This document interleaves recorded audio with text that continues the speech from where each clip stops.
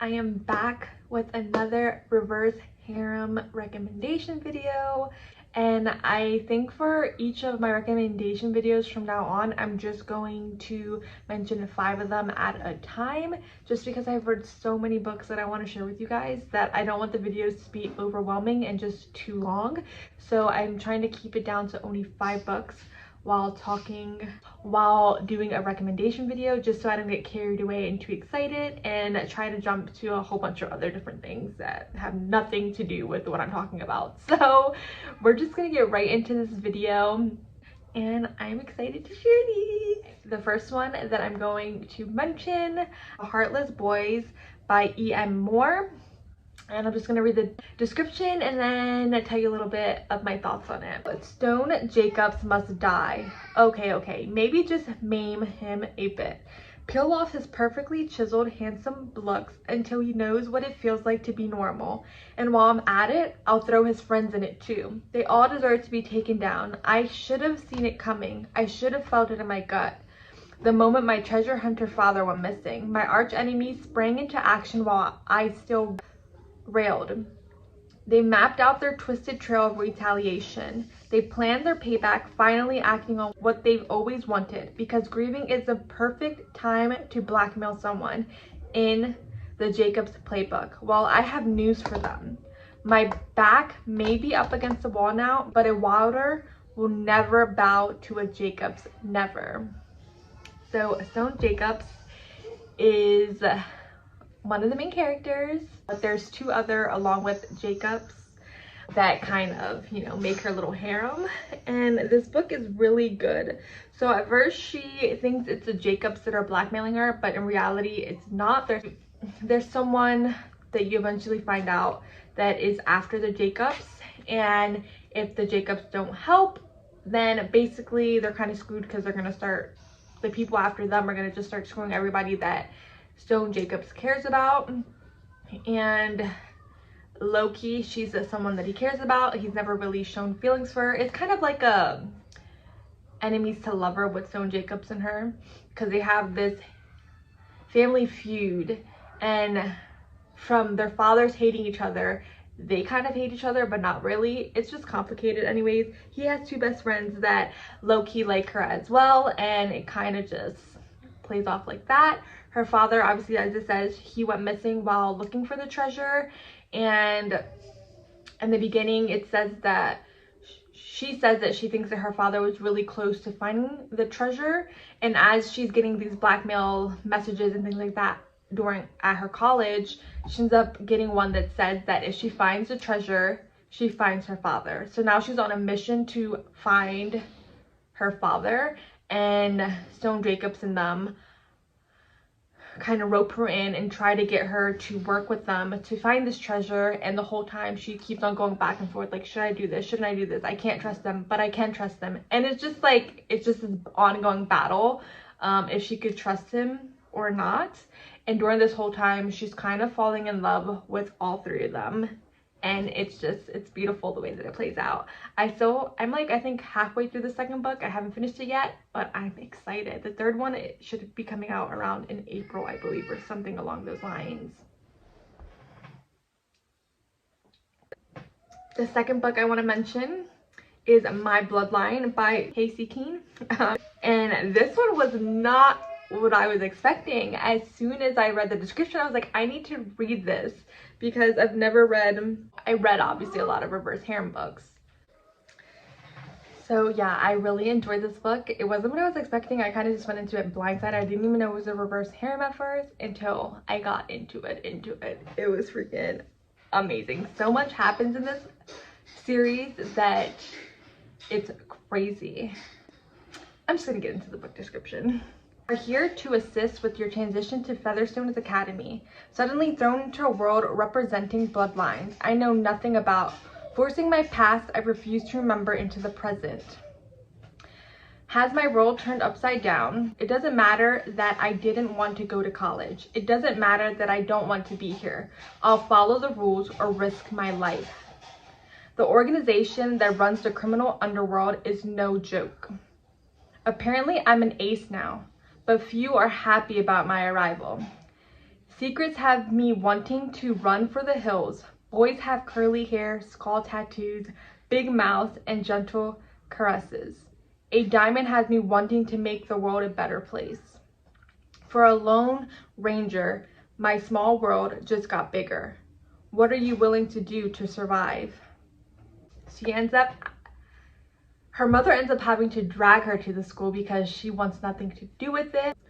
And her guardian, it's just so much goes into this. I don't want to say too much because I feel like any little thing I could slip up and give so much away.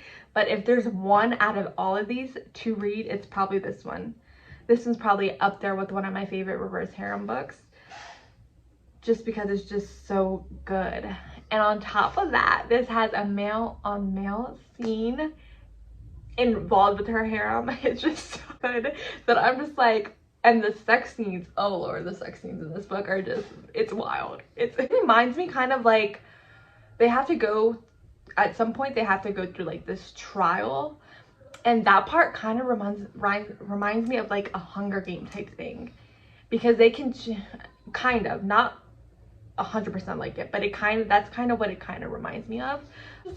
And that's something that I've never read before, like it's an assassin type thing, so a whole bunch of crimes happen, like, you know what I mean? So there's just so much that goes into it, and they get tasks that they have to do for, like, you know, their classes that all correspond with one another since they're in the ACE building.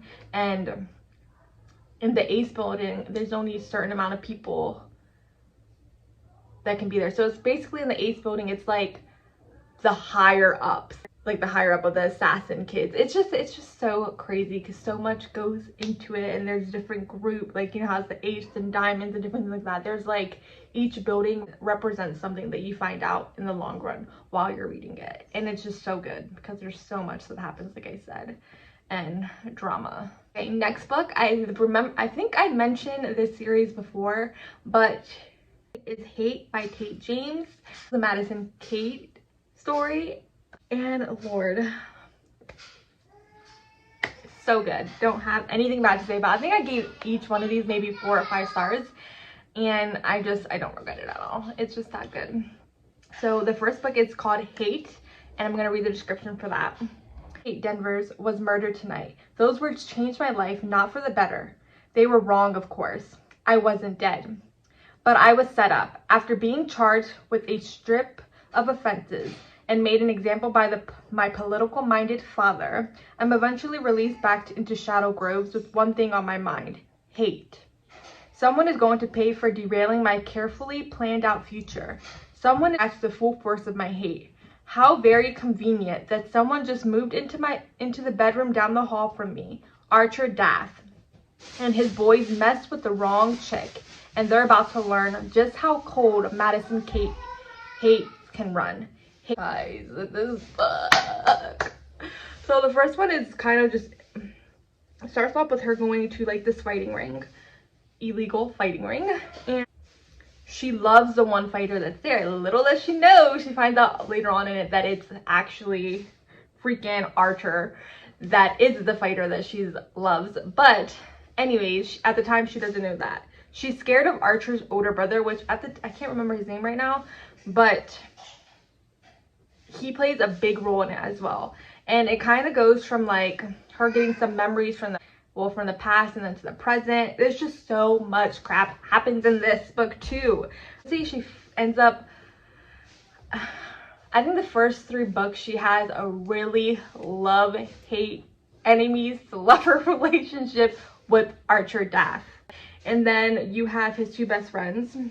Is drawn to them right away. She's drawn to them, and it's just crazy because throughout this she's finding things out about her dad. She's finding things out about her. She ends up having a stalker that you kind of find out literally right at the beginning, that she has a stalker that her dad has never mentioned to her, but he has been sending shit to her since she was younger. She does remember that her mom also had a stalker, so she's kind of putting it together like, okay, who the hell's my stalker?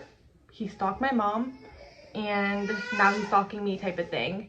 Okay, other one read is an Fuck You Knox Academy Term 1. This is by Crystal North and Jaye Cox. A stupid prank goes wrong. Amelia thinks she'll be getting a slap on the wrist at best. Community service at worst. The last thing she expects is her absentee mother to sworn into the courtroom and whisk her off to an English reform school for the next 3 years. What's the only thing worse than being shipped off to the other side of the world? Being sent there with her mother.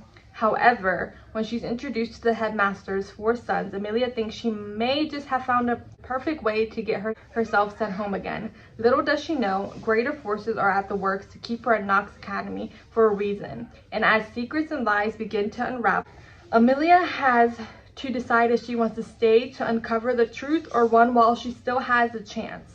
Her and her mom don't have a great relationship at all, and later on you find out why and things like that. I like this series because inside the series there's like this secret society that is basically why they need her at that school to get her into that secret society, and her 4 stepbrothers are a part of that secret society, so they're sitting there trying to train her and do different things, and the whole time she's just trying to figure out a way to get expelled to go back home to her father. And she doesn't realize that every little thing that she does, they don't care. They want her there, so anything she does isn't really going to, she's not going to get suspended. They're just going to deal with it. The main rules when she goes to the school is that everybody knows why the other person is at this academy, for murder, for just stealing, for just little things. Nobody knows exactly why the person next to them is there, and that's how they want to keep it. There's a 3rd one coming out, but it's still not out yet, but that one is really good as well. Next one I want to mention is The Angels by Ruby Vincent.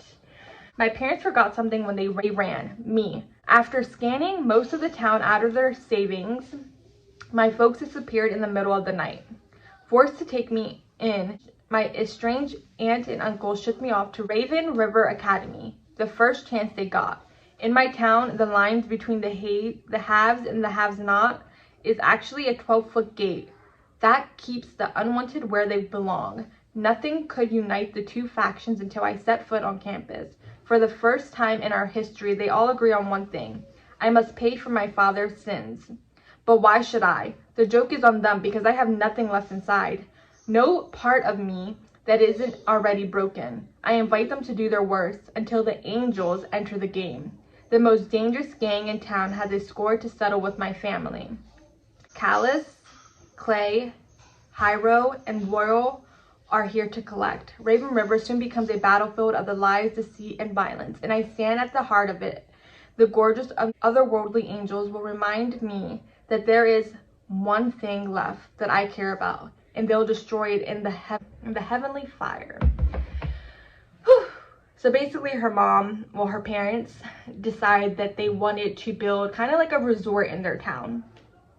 And I guess there was something wrong with the land that they wanted, but they already had all this money coming in from, like, you know, the townspeople, abs, and then the gangs that were, you know, giving them money and things like this to make the resort, to have more people come in from out of town into their town. And I guess it didn't go through because there was some special kind of species on that land or something like that, so they couldn't break ground. And apparently their parents left with all that money, so the whole town hates her and her brother. Mind you, they're kids. They don't really, well, she's 17, they're kids still, and they don't really, you know, it's not fault that their parent did that. Her aunt and uncle send her to the Raven Rivers Academy, and while she's there, her main thing is, like, she doesn't care if they mess with her or fuck with her. It's just her brother. She doesn't want anything to happen to her brother. Her brother is deaf, so it's especially, she doesn't want anything. He wouldn't know if anyone was going to come to attack him or not. Royal's dad is the top dog of one part of the gang. So in this gang, there's like four like henchmen basically, and he's one of them, and he wants his money back, and he wants it any way that she can get it. Everybody's saying that she knows where her parents are at because her parents left her a note, and the cops and everyone believe that in that note it's like a secret message, and she's telling them, like, no, like, I have no clue what you're talking about. There's no secret message in it. The falling in love with all four of the guys. Just go read it. It's freaking bomb. Last one that I wanted to mention in this video, I will probably come out with a couple more reverse harem recommendations because I have so much to recommend to you guys. But don't forget to subscribe down below, and I will see you guys in the next video. Bye.